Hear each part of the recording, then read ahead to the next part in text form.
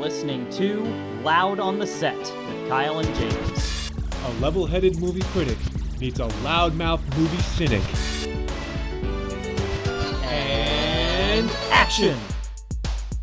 All right, welcome back to the show. My name is Kyle. This is James. And James, what is our topic for this week?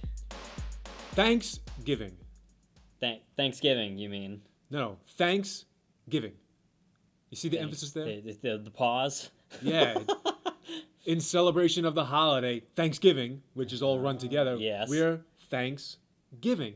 So we are giving thanks to the world of movies here this week. So what we're going to do is talk about some things this year that we're thankful for in the genre of this movie conversation. Yes. So what about you? Why don't you start us off? Okay. Do you have any hot button thanks to give this year? Here we go. Well, it's not things that I'm thankful for just here. It's things that I'm thankful for in the movie industry in general. Oh, okay, great. So it's not just current. I'm gonna go back to the past. Okay, great. We can backtrack a little bit. Okay, the first thing I'm gonna be thankful for. I was reflecting on movies that I really enjoy and movies that I've enjoyed over long spans of time, and I'm dipping into 80s movies. Ooh. And specifically comedies in the 80s. And I want to give some shout-outs here. Okay, hit me up, see if you've seen these movies. Some thanks here. I'll shout them out. I'm clearly fans of them. I'm very thankful for them. I'm thanksgiving to them, right? I'm giving thanks to them. We're giving thanks. You react to my 80s movies right here. Number one. This isn't a comedy, but fuck. Anyway, it's an 80s movie. The original Karate Kid.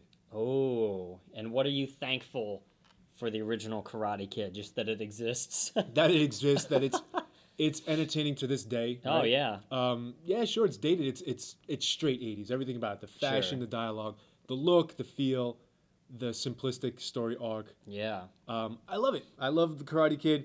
Great movie. Here's another... Oh, sorry, what do you got? No, I was just going to say great acting from Mr. Miyagi and some wonderfully interesting plot development inside of that movie, so... And you have to, as a side note, you have to be thankful for, what's his name, Billy Zabka? The ultimate prick bad guy of every 80s movie with his wispy, parted blonde hair, and he's tall, and he's built, and he's clearly able to mess up anybody that gets in his way. And he played the perfect asshole in every movie. Oh, yeah. Yeah? Absolutely. Okay, speaking of which, here's another movie he was in. Maybe you've heard of it, Just One of the Guys. Just One of the Guys. You know what? You got me, because I haven't heard of it. Classic 80s comedy. Fill me in. It's where a high school girl writes a piece for her student newspaper, and she fancies herself a very good writer. And it gets rejected, and she says, you know what, if a guy had written this article, I think you see where this is going, it would have won the award. And the newspaper editor laughs off, you're such a silly young lady, whatever, right? So she dresses up like a guy, goes to a different high school as a guy, and you see where it goes. Hijinks ensue. A guy befriends him/her. Feelings emerge, blah, blah, blah. Billy Zabka is like the boyfriend that it turns into reveals himself to be an asshole. Yes, and, of course. Anyway, let's move on since you haven't seen it. Thinly veiled under his exterior. Right? I recommend it. Me and my friends grew up on it. Just One of the Guys. You would love it. Okay. Actually, I take that back. Billy Zabka is not the fucking boyfriend of that movie. I'm getting him crossed up with another blonde-headed douchebag asshole. All right. Two more real quick. Nonetheless, it all stands. Breakfast Club. Not a pure comedy. Yeah. Almost like a play, right? Yeah. Have you seen it? Oh, yeah, absolutely. I love The Breakfast Club. Oh, yeah. The acting in that movie is phenomenal. I'm actually surput that you enjoy that movie. Ooh, the You could have dialogue? busted that out for your surprise Really? issue. Yeah, I would have thought you would have been put off by it or bored or something. No way. The dialogue. It's like, to me, it's a play. In fact, yeah, I think I read somewhere that he absolutely wrote is. it to be a play. Well, that makes perfect sense. It plays out like that. How about the ending to that movie? Doesn't get much more 80s than that. Don't you forget about me. Fist pump. Yeah. All right, that's great. All right, last one I got in my category of 80s movies. Revenge of the Nerds. Oh, why that's not? a Right? wonderful movie. You see it when you're young enough. You don't get a lot of the jokes. You don't understand man, can they really watch the camera footage for that long? Like when they hid the cameras in the sorority girl house. But anyway, Revenge of the Nerds. That's my 4 80s movies. I have a few more, but it's time for Kyle to speak. Kyle. Yes. What are you Thanksgiving? Here's the deal. Yeah. So our Crutch movie podcast will come out sometime. Mm-hmm. But I think that I might have a new Crutch movie coming out for multiple seasons, which I am excited about. And the title of that movie coming out this year is called Krampus.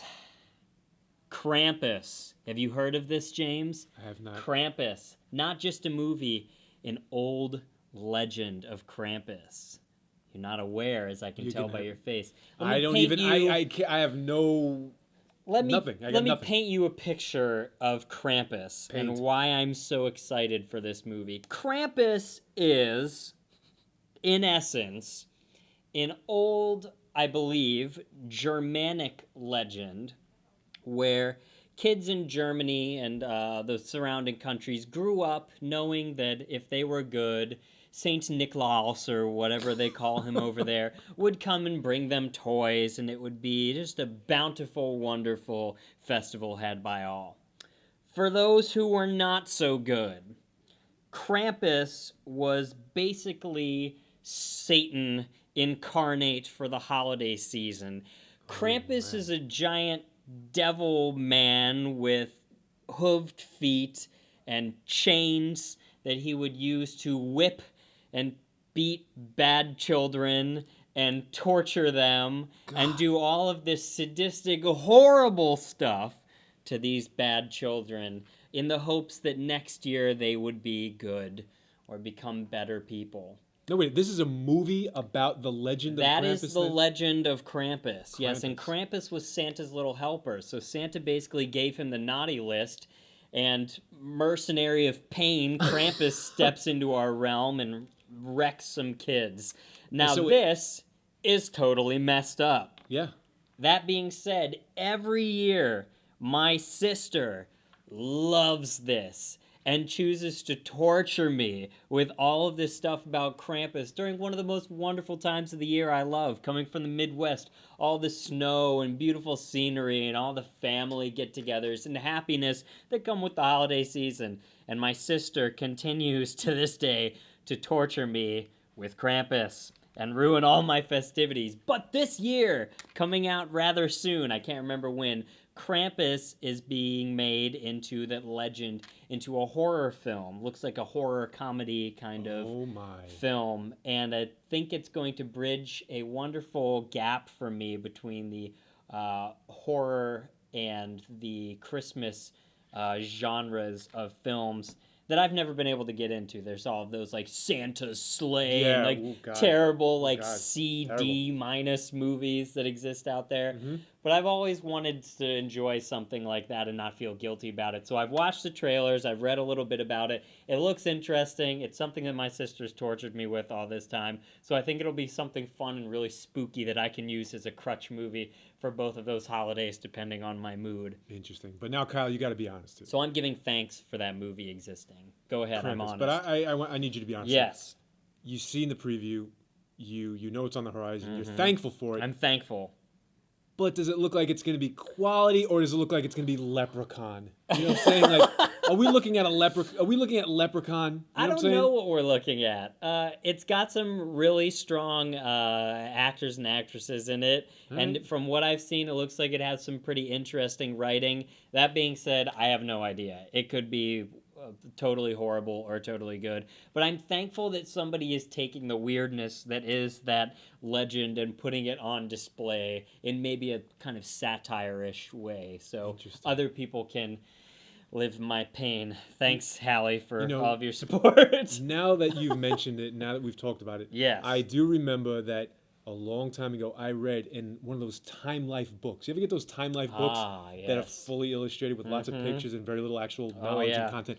I do remember they described the legend, if you will, of Krampus, this little devil-like creature who was sort of the wicked side of the equation, right? They have a Krampus festival. I've seen pictures. I've seen paintings of it. Stuff, They have a Krampus festival every year where people just get wasted and put on costumes and run through the streets banging things and terrorizing people. And that's fun for them. Good God. Over in, I believe, Germany. Good God. Well, anyway. Look forward to the movie, right?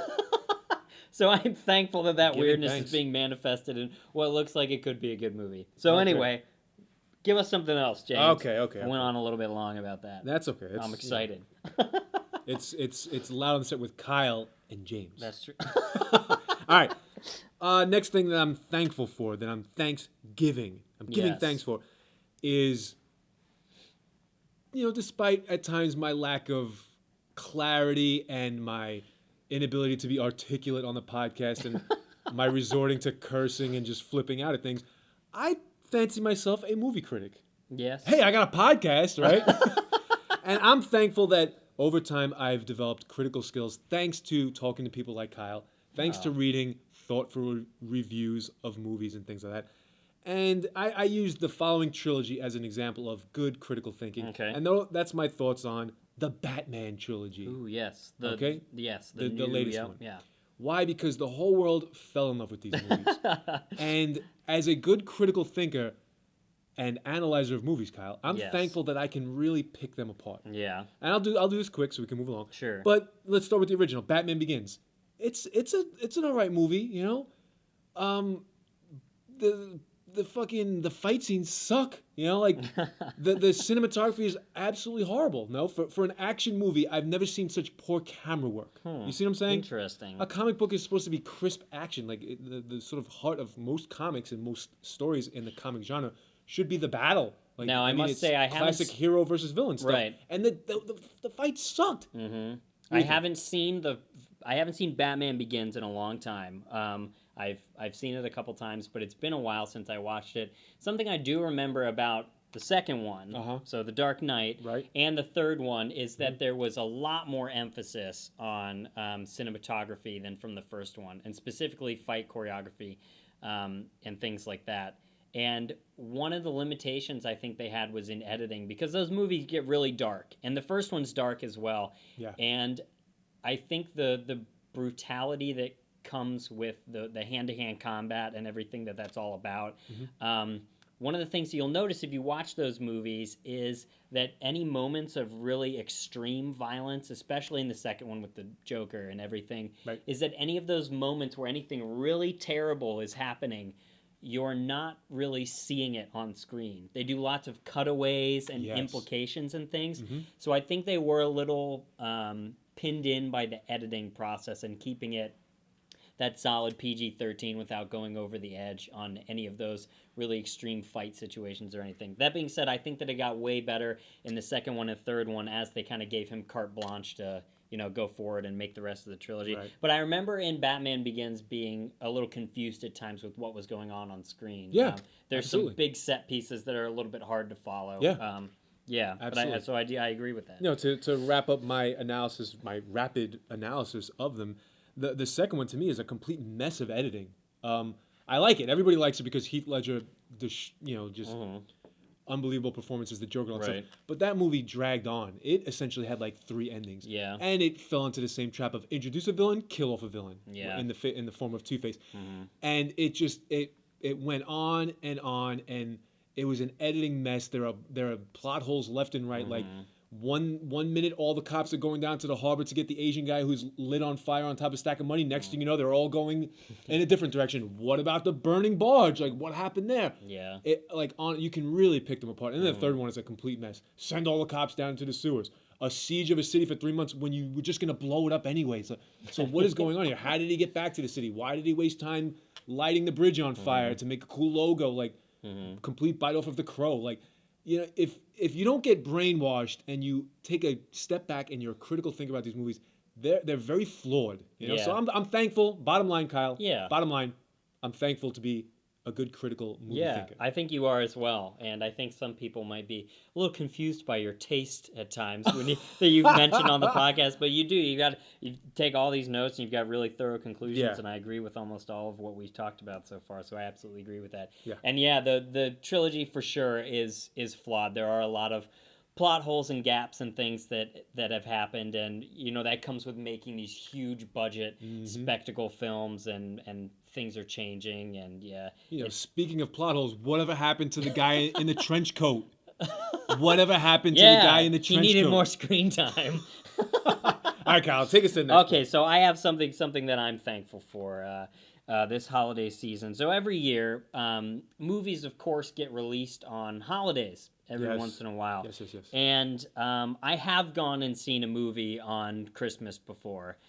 Christmas Day. Christmas Day before. That being said, I think it's happened like one time, and I think it was for a lack of planning on our family's part of getting everything done. But I'm always curious as to why they open on Christmas, because I'm wondering if there is a big draw to these movies. But here's something that I wanted to say. Yeah. I'm thankful for the films that come out on Christmas, because I can have this discussion with you right now. So I'm thankful for this situation, because I want to read you a list of the films that are coming out this Christmas Day, December Wait. All these are coming out on December 2015. Oh, yeah. Let me read you a list of them, and I want you to see if you notice any trends with these or anything.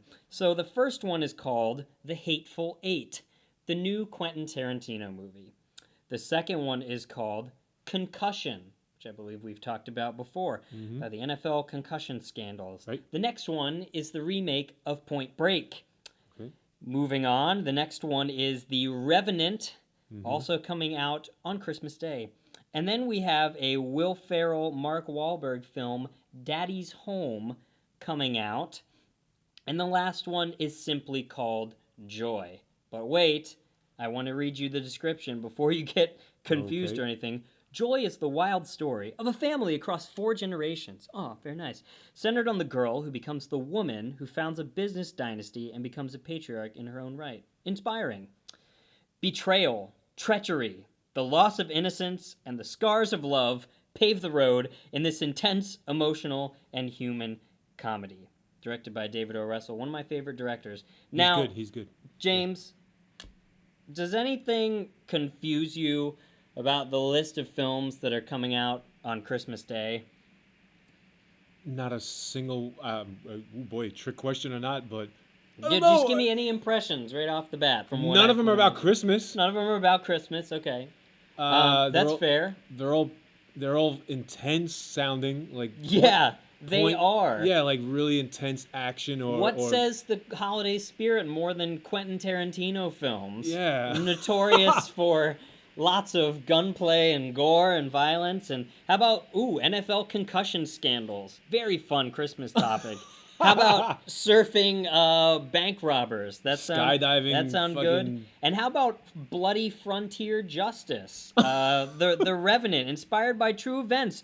The Revenant is an immersive and visceral cinematic experience capturing one man's epic adventure of survival and the extraordinary power of the human spirit. Oh, that sounds good. Except that it's about a legendary explorer whose friends are brutally murdered and he's left for dead and then comes back and exacts his revenge on people.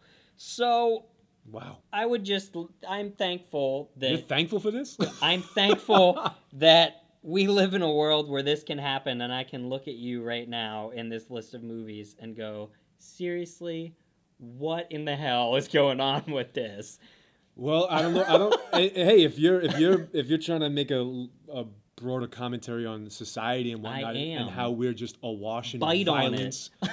Oh, all right. How about an obsession with over the top violence, and every movie is just murders and guns, and it's all just so easy and taken for granted. I remember back in the day when a death in a movie was a big deal, you know, and now it's all Braveheart scale, just massive slaughtering, you know, and however you want to connect these dots, like how that impacts us as a society, that's for our future podcast coming up. When we go into a different genre. So here's what I am thankful for. You tell me what you're thinking. More than that list is that I have I'm spending Thanksgiving with my girlfriend, and we're gonna have a wonderful day. Nice. And I'm not gonna think about going and watching any movies. And on Christmas I'll do the same thing. Not everybody celebrates Christmas. Happy holidays to everybody out there, starting from now until whenever you want the holidays to be over. Correct. And I just think that it's kind of a weird thing that this is that these are all, maybe they can't put them anywhere else, and they're like, nobody's gonna see them on Christmas anyway, so just throw them in the theaters then. People will catch up someday. Well, you baited me in, so I'm gonna conclude my comments. Conclude. Because it's unbelievable to me. I made the mistake a couple of months ago of taking 2 very young boys, Kyle, to see Avengers 2. Mm. Now, let's be honest, folks. I took them so that I can go see it for a second time. But whatever. And I'm not a parent yet, right? I don't think about these things. But as I was sitting there with these two young boys who were in my family, I became concerned of the level of violence, you know? Yeah. Not even in the movie, and not even during the previews, but during the movie theater's commercials for its own snack bar. Let me tell you why. Because the logo of this movie theater chain, and it was a chain, it wasn't one little independent theater, it was like this massive megaplex that you see everywhere. All right. Their logo was like, here's how they wanted to sell us popcorn and soda. Okay. Their logo was an army of thousands and thousands of these little logos descending upon a city and then engaging the same logo, I guess maybe in a different color, and they fucking fought a battle complete with guns and lasers and explosions. And this was just, and I was sitting there, I had nobody to vent to. I'm not going to turn to the little kids and go, whatever happened to let's go out to the lobby, you know? I liked it better when the popcorn and soda sung and danced to us. Now we have like logos destroying each other. I mean, there were blimps in the sky bombarding each other. And then after that, I was so aware of it. I wasn't desensitized anymore. I woke up, and then I'm sitting there. I watch Avengers 2 with two little boys. Also, mega violence right off the bat. I mean, Disney tries to sanitize it a little bit. You don't actually see a lot of the impact. Yeah. But come on, like a bunker full of soldiers that the Hulk just blasts through. What's the assumption there? You know, or gunshots everywhere. I'm with you. All right, let's move on. Anyway, worldview just leaped into this. We're supposed to be giving thanks. Well, yes, I'm giving thanks for our wonderful conversations that we get to have about these crazy things. Angry rant. I'm thankful for that. I'm thankful too. All right, give us something else. Okay, we'll wrap it up. One more from you, one more from me, and we'll tone it down a bit. How about we tone it down yeah, with something fun, something enjoyable? Kyle, I am thankful for what I have labeled here as idiosyncratic behaviors in movies. Ooh. Let me explain what I mean. Please do. And as usual, I use a list to hammer home my point. Okay. In Die Hard, for example, John McClane has such idiosyncratic behaviors in that movie, does it not? His gestures. Speaking of ultraviolence. Oh, man, you're right. Fuck. All right, but you know what I mean? Like his smirks, his way of handling himself in that movie. Sure. Of course, his quotes, right? Yeah. His cavalier attitude. One of the greatest Christmas movies of all time. Yeah, right? I watch it every year. Do you really? Oh, yeah. Wow. It's become a new tradition. Crutch movie. Crutch movie. But I mean, really, like, every little idiosyncratic behavior in that movie, the way he lights cigarettes, you know, the way he stares off into the distance, squinting and stuff like that. You know what I'm talking about? Oh, yeah. Bruce His whole Willis, vibe in that movie he gets stereotyped, but he's a great actor. Yeah. You can see that in his TV show Moonlighting. If you've ever watched that. Never watched it, but I'm familiar. Yeah, it's good. All right, here's some more examples of idiosyncratic behavior in movies. Jurassic Park, the Doc Allen? What is his name? Fuck, I'm forgetting his name. The number one guy. I know his Attenborough. Allen is his first name. Oh, you're thinking of Grant. Yeah, Dr. Grant. Yeah. Sorry, everybody. Maybe we'll edit that. I thought you meant the dude who designed it all. Oh, no. Not you meant the archaeologist. Yeah, I meant the archaeologist. Paleontologist. Grant. Dr. Grant. Alan Grant. In that movie, and Kyle and I actually saw that movie together. We have seen a movie together. Oh, we did. And he's very-o. What the fuck? Very-o. He's very, I almost said it again. Idiosyncratic in that movie. There's the way he talks to kids when the kids are freaking out. But that's not what I'm going to do, right? His way of looking at things, his way of picking up the freshly hatched dinosaur eggs and sniffing them and then looking off in the distance. Sam Neill, also a very good actor. If you want another movie with Sam Neill in it where he does a fantastic job, The Piano. Have you seen this? No. Also starring Holly Hunter. Oh, man. Speaking of intense and crazy films, maybe not one for the holidays, but if you like Sam Neill, another great one that he's been in. Okay, a couple more idiosyncratic behavior movies. Back to the Future. I love all the quotes from Doc. Yeah. And Christopher Lloyd's when he has his... Ronald Reagan, the actor? Yeah, the way...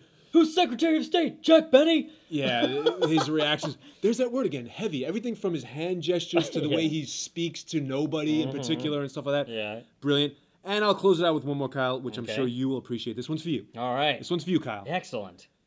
The sound effects of punches and the way people react to them in the Indiana Jones movies. Oh. When Indy gets punched in the face or when Indy delivers a punch, the way the people react, Indy looks like his whole face is about to like fly off in one direction. Especially with that big guy. Yeah, and the plane, thunderclap sound of a punch. Oh, yeah. awesome. It's pretty awesome. I love all those little things. All right, take it away, Kyle. That's my. Man. I'm very thankful for all that things because I remember them forever. And you've talked about a lot in this podcast. When you take care of these little things and they stick with you forever, it defines characters at times. Yep. Yep. Okay, so here's something. The last kind of thing I'm thankful for, and this might wrap us up into a good discussion here. Okay. Good feel-good discussion. Feel-good discussion. I'm thankful that I can't really think of any Thanksgiving crutch films that we have or that I have. There aren't many Thanksgiving holiday films that I can think of. I'm sure that they exist out there, but there's none like the big Christmas ones and all of those, the Halloween ones and everything. There aren't really any Thanksgiving crutch movies that I can think of besides Charlie Brown Thanksgiving, if you've ever seen it, which is wonderful. It's like, I think I have. It's like 30 minutes of they all go to grandma's house or something and eat candy and have their own Thanksgiving and stuff. And it's really nice. But anyway, Do they bob for apples? Do I remember seeing that's that? in the Halloween one. Yeah, Shit, but no, that's okay. Crossing them up. But All it's a good one. But I can't think of any movies that scream Thanksgiving. More so, I can think of all the rest of the commercialism that surrounds it with Black Friday and football games that happen every year, and of course all of the Macy's Day Parade and everything like that. But I'm glad that I can't think of any Thanksgiving crutch films because it is a holiday where, whether you celebrate it or not, it's a time of year where people that celebrate, get together with their family. And hopefully everybody has a special time of year like that, where people can just get together and chill and not just couch potato in front of the TV. My mom loves The Dog Show every year. The Dog Show? The Dogs. You've never seen the Dog Show. The Purina Dog Show. Brought to you by that one guy who does voice acting and is on Seinfeld or something sometimes. I can't remember his name. Harry Shearer? No, I can't remember his name. He's got a silver hair.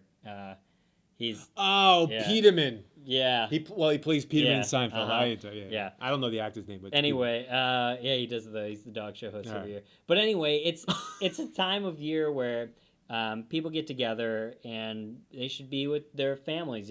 Thinking about their families at least if people aren't able to get around, and just remembering that there's those special people in your life, and not that you're going to go watch this movie or anything like that. It's a time to get away from that. There's a time and a place, True. in a culture where we can totally get caught up in the media and all of these things, and they're going to commercialize everything else from here till January. So, and every time of year, basically. But this is heavy commercialism time. So, distance from those things and just having a special day where you can not worry about anything like that is good, and I like that. So I'm thankful for that aspect of what that holiday means to people and other people that have that sort of event in their years as well. Very nice.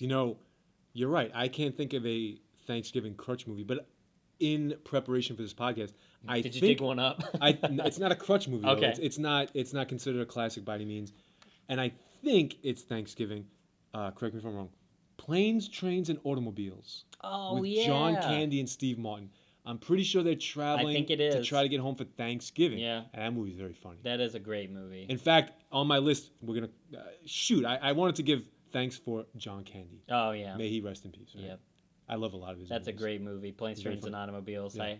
I quote that all the time, so I'm with you there. So that's a Thanksgiving and movie, Steve right? Martin. I give thanks for Steve Martin. Steve, wherever you are, you're my favorite in the universe, for real. Wow. He's the only other banjo-playing magician stand-up comic besides myself that I know. So thanks to you. But that brings us to the end of our podcast today, so I just wanted to thank you, James, for spending time with me. Stop. The last thing I wanted to give thanks for was Kyle. Oh. It's here on my... Yes, I want all the listeners to know how thankful I am for Kyle, because he is the one behind the scenes who puts in all the work for this podcast. All the editing, all the sound mixing, whatever has to get done. You may listen to it and think, they don't edit shit. Every fuck up that they ever do gets its way in. So what edit? No, trust me, there's work to be done, and Kyle does it. So Kyle, I am thankful for you. Thanks, buddy. Yeah. Well, I was just going to say I'm thankful for you doing this Yes. and talking about these movies and stuff. Fun conversations, and we always have a good time. So we hope you are all having a good time with us. Thank you, James, for spending time with me and doing this. And if you have any Thanksgiving you want to shout out about movies or anything you're happy for, this holiday season. Send us some mail out on the set at gmail.com. Check us out on YouTube and iTunes, and you can catch us anywhere else. I don't know, all this stuff goes. Kyle's blog. Yeah. Oh, yeah, my blog. Yeah. Well, if you want to be on the mailing list, you can send an email to loudontheset@gmail.com, and you'll get info before it gets released to the rest of the public on where you can access it as well. So you get a little private treat there. But anyway, thank you, everybody, again, for listening. Thank you for joining me, James, this holiday week. And everybody out there, go spend some quality time with family or friends, or reflect and do what you're thankful for as well. You know, share the love, share the thanks. See you later. And cut.